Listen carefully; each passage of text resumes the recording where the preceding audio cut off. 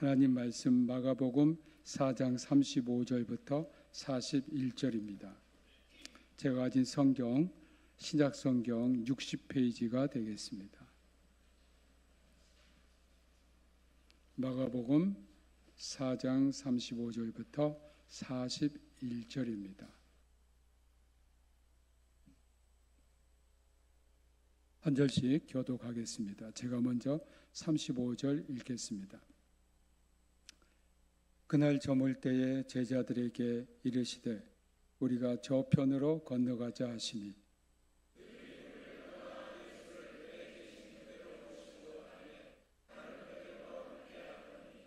큰 광풍이 일어나며 물결이 배에 부딪혀 들어와 배에 가득하게 되었더라.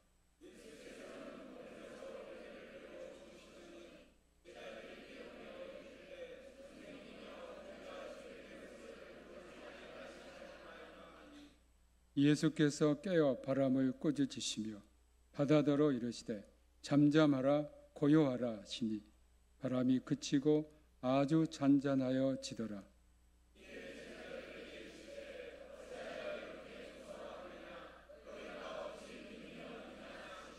같이 읽겠습니다.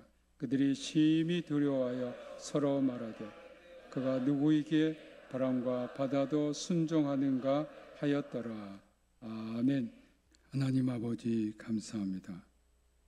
시간 성령님께서 이곳에 임재하시고 우리 모든 심령 위에 성령으로 기름 부어 주옵소서. 우리의 영의 길을 열어주시고 영의 눈을 뜨게 하시고 주님의 음성을 듣게 하시고 주님을 보는 시간 되게 하옵소서. 모든 영광과 존귀와 찬송을 오직 주님께 돌리나이다. 예수님 이름으로 기도합니다. 아멘. 오늘 본문의 무대는 갈릴리 호수입니다. 성지 순례 때 갈릴리 호수에 가보신 분들은 호수가 아닌 바다처럼 느끼셨을 겁니다. 육지에서 멀리 떨어진 호수 한가운데 가면 이게 호수가 아니고 정말 망망대해다라고 느껴질 겁니다. 35절에 예수님은 저물 때의 제자들에게 배를 타고 이 거대한 호수 한편에서 건너편으로 가자고 하셨습니다. 더 많은 물고기를 잡기 위해서 고깃배는 밤에 나갑니다. 그러나 특별한 일이 아니면 배가 밤에 사람을 싣고 떠나지는 않습니다. 예수님께서 날이 어둑어둑해지는 때에 배를 타고 건너가자고 하신 것은 매우 이례적입니다. 예수님은 우리 인생에 이처럼 저물 때에, 즉 인간의 생각대로라면 맞지 않은 때에 건너가야 할 저편이 있음을 우리에게 말씀하십니다. 그래서 주님께서는 저편에 가자고 하신 겁니다. 주님은 세상이 밤처럼 어둡지만 함께 가자고 우리를 초청하십니다. 어두운 세상에서 함께 해 주시겠다는 것이지요. 많은 사람이 이 초청에 주저합니다. 그러나 오늘 여러분은 주님의 초청을 받고 이곳에 오신 분들입니다. 시편 119편 105절에 주의 말씀은 내 발의 등이요 내 길의 빛이니이다 라는 말씀처럼 아무리 어두운 밤이라도 주님께서 우리에게 등이 되시고 빛이 되어 주심을 믿기 때문입니다. 36절에는 그들이 무리를 떠났다라고 합니다. 이 말씀은 예수님과 제자들이 이제까지 무리 안에서, 즉 세상 안에서 사역하고 계셨음을 보여줍니다. 그러나 주님은 사역 중에도 제자들을 이처럼 무리와 분리시켜서 사역을 위한 충전, 쉼을 위해 물러나는 시간이 이적 행하는 능력의 선행함을 가르쳐 주시기 원하셨습니다. 또한 이런 시간을 통해서 하나님과 새로운 관계 정립의 시간을 원하셨습니다. 우리가 그리스도와 더 긴밀해지기 위해서는 이처럼 세상과 분리가 필요합니다. 우리가 어느 세상 가운데 살면서 세상의 무리 가운데 섞여 살면서 이 무리에서 잠시 떠나는 것이 필요합니다. 우리가 주일에 교회에서 하나님을 예배하고 하나님께 영광을 돌리는 것도 무리를 떠나는 일에 속합니다. 여러분 일상에 살면서 잠시 떠나 하나님과 늘 긴밀한 시간을 가지시길 주님의 이름으로 권면합니다. 제자들은 무리를 떠나 예수님을 배에 계신 그대로 모시고 갔습니다. 제자들이 배를 타고 저편에 건너갈 때 주님이 이미 그 배에 타고 계셨습니다. 마찬가지로 우리 인생의 길에서 우리만 가는 것이 아닙니다. 이미 주님께서 우리와 한 배에 타고 계심을 믿으시길 주님의 이름으로 축복합니다. 그런데 주님께서 배를 타고 가시는데도 불구하고 37절에 보면 광풍이 일어났습니다.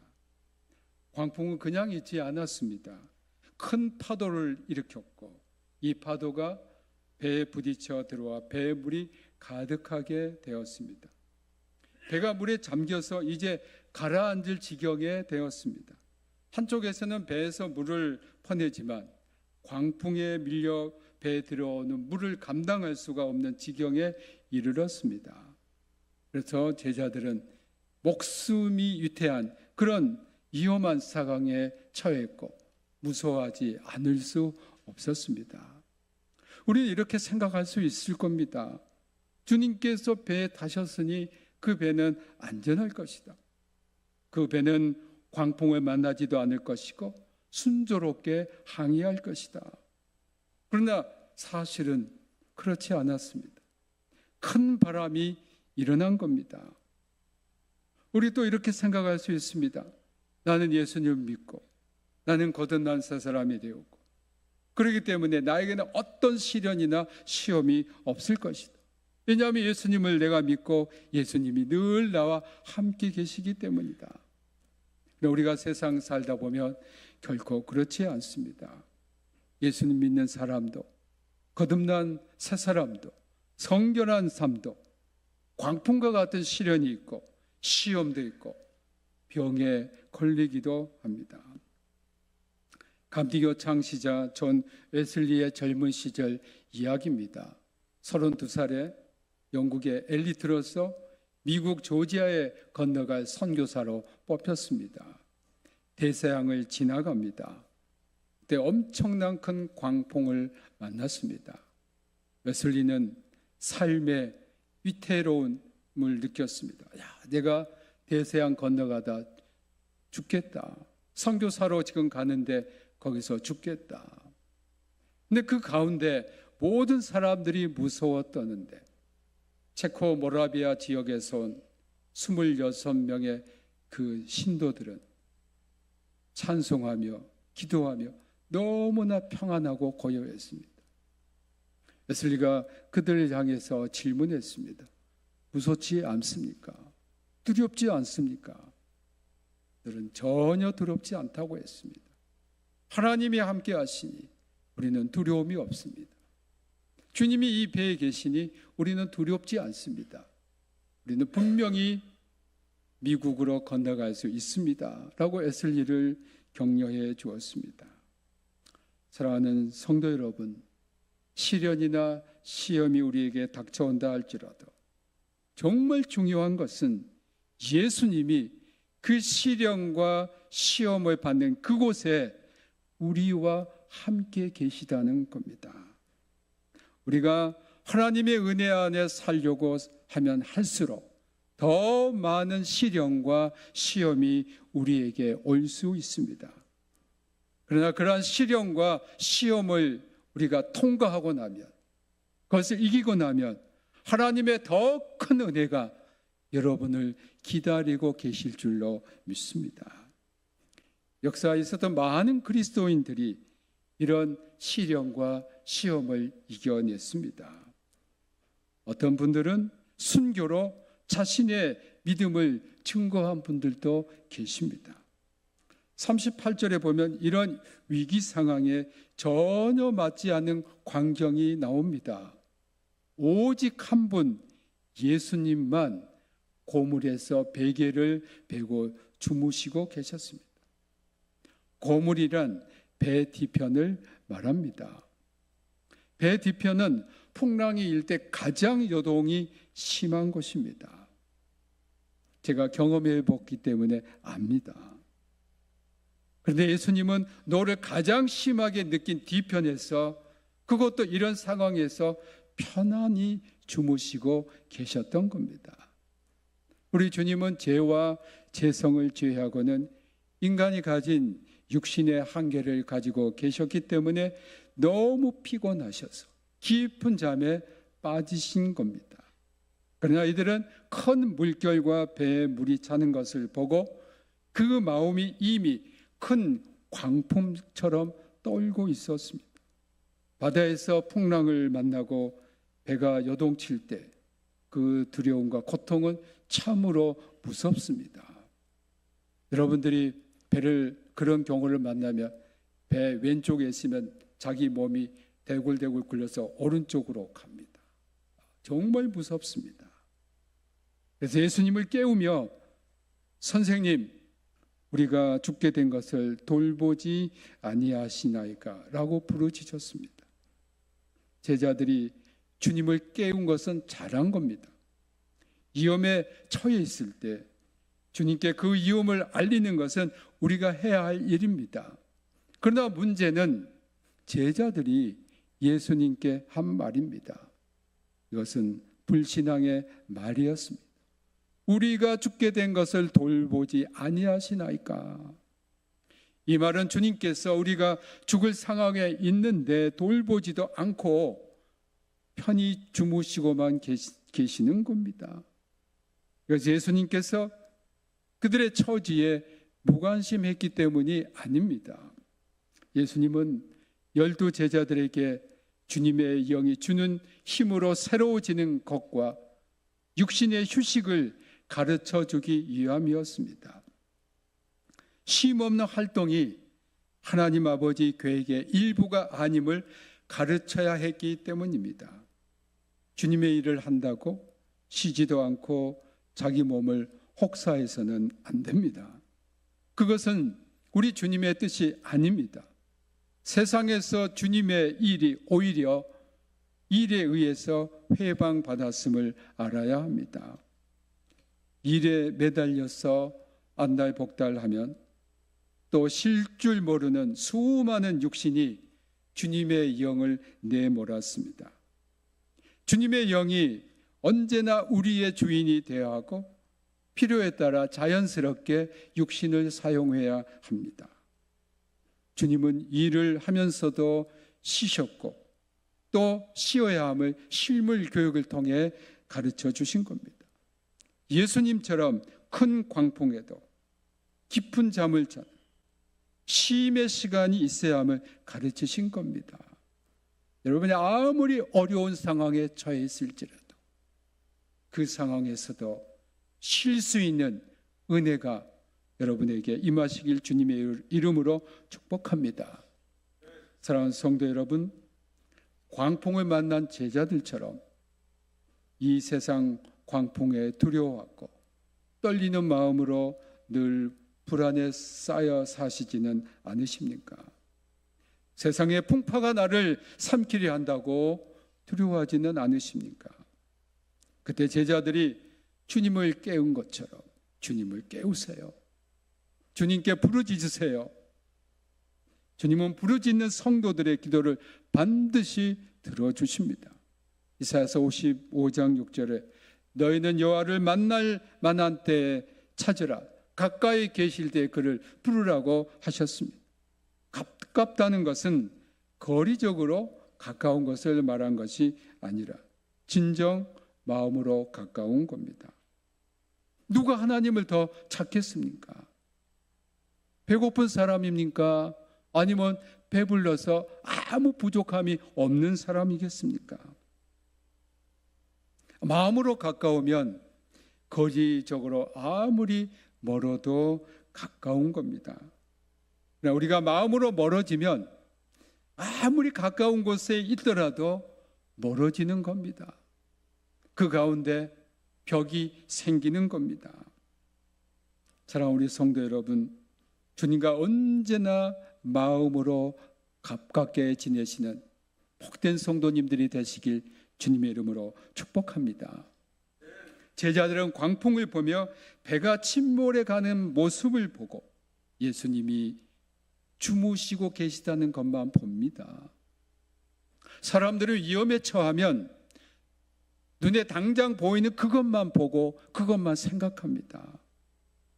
위기 상황에서 당황해서 그것을 극복할 수 있음에도 불구하고 불행을 맞이하는 사람들이 많이 있습니다.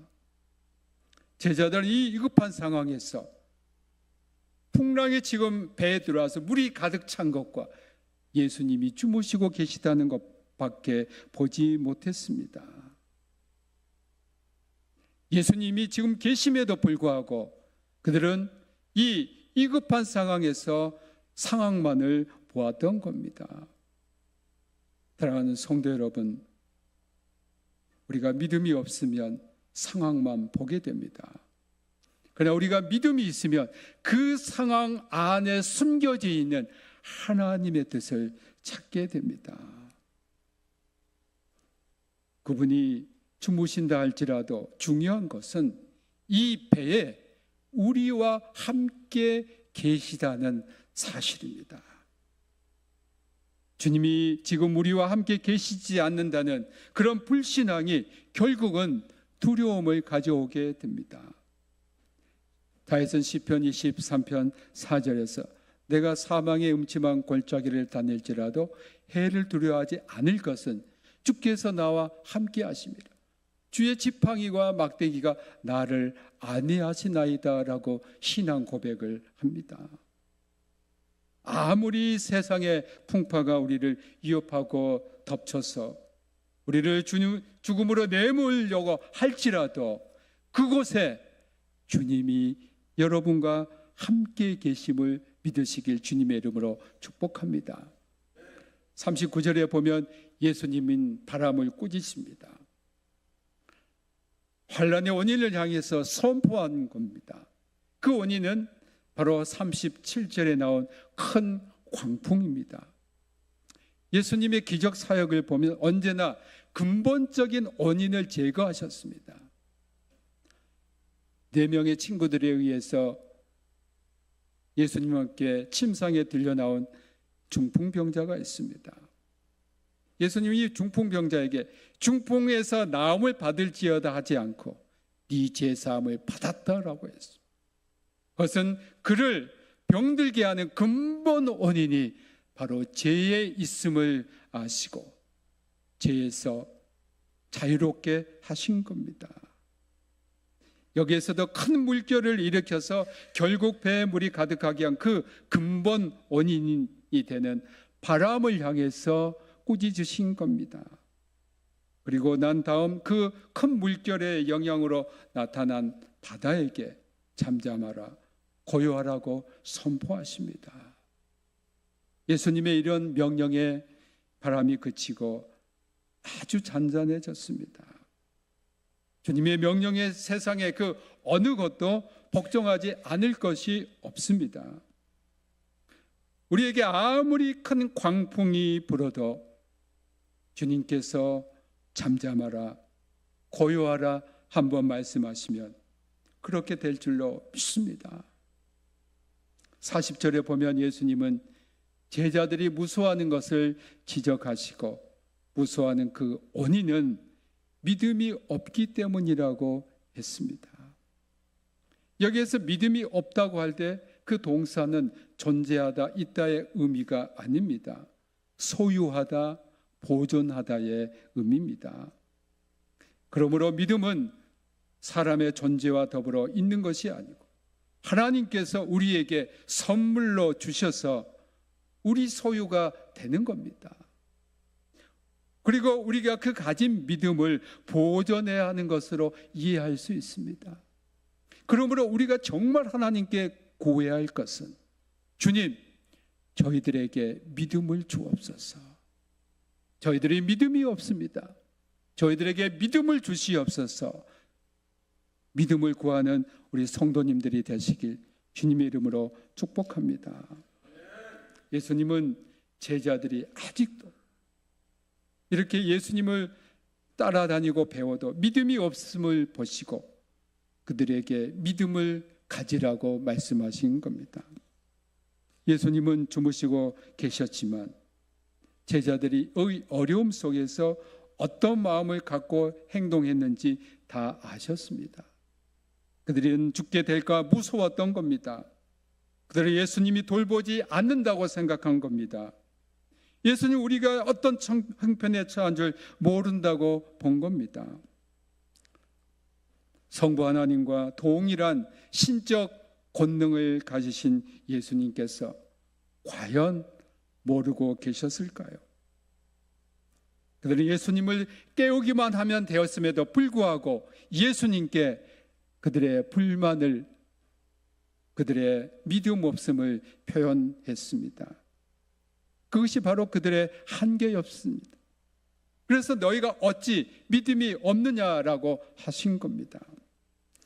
우리들도 이런 위기와 큰 광풍을 만날 때 주님이 우리와 함께 계신 것 같지 않고 외면하신 것 같고 전혀 관심 없이 주무신다고 생각할 수 있습니다. 그러나 주님은 아무리 위급한 상황과 환경에서도 우리와 함께 계신다는 것을 오늘 본문은 말씀하고 있습니다. 주님이 우리와 항상 함께 계신다는 믿음을 가질 때에 이 믿음은 바로 마음에 닥치는 광풍과 외적인 광풍을 극복할 수 있게 합니다. 이런 믿음을 다 갖는 우리 교회 성도님들이 되길 주님의 이름으로 축복합니다. 41절에는 예수님의 이 기적 행하심을 보고 제자들은 두려워하여 그가 누구이기에 바람과 바다도 순종하는가라고 말합니다. 예수님 안에 있을 때, 믿음 안에 있을 때 우리에게 아무리 큰 광풍이 일어난들 주님께서 꾸짖으시고 명령하시어 잔잔하게 하실 줄 믿습니다. 믿는 사람들에게는 이런 기적이 따를 줄로 믿습니다. 이 어렵고 힘든 세상의 풍랑 가운데 사시는 사랑하는 우리 성도 여러분, 우리 주님께서는 오늘도 이 인생의 항해 가운데서 우리와 함께 하시고 그분이 우리를 데리고 가고 싶은 저편을 향해 가시고 우리에게 힘을 주시고 언제나 함께 하심을 믿고 의지하며 승리하는 성도님들이 되시길 예수님 이름으로 축복합니다.